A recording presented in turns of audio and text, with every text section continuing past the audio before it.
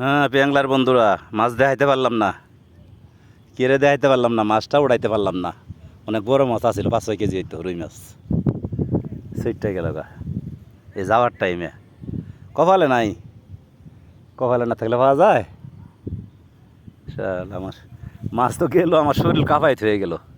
মনে আনন্দ লাগতেছে, মাছ পাইনি ঠিক আছে, কিন্তু বিরাট বড় একটা মাছ ধরছিল এই চাপড়া। চাপড়া যদি কেউ মাছ মারতে আসেন তবে 2-4 দিন পরে আসেন, মাছ একটু কম খাইতেছে। আর খায় একটু ভোরে আর আসরের পরে। পরিবেশ ভালো আছে, মাছ আছে, কিন্তু কোনো নিম্নচাপ টিম্নচাপ আছে, ঝাপা ঝুপা আছে, লেগে খাইতেছে না। পানি জায়গা খুব সুন্দর, লেট খেলন যাইব, পরিবেশ ভালো।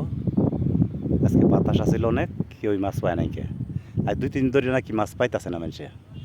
এর আগে 2-4 দিন আগে মেলা মাছ মারছে মানুষে, আমার বন্ধু বান্ধবরাও মারছে।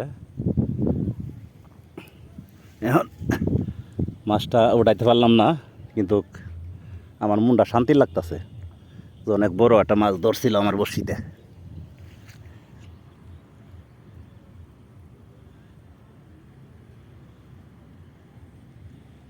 আল্লাহ ভরসা, আল্লাহ কপালে থাকলে পামো।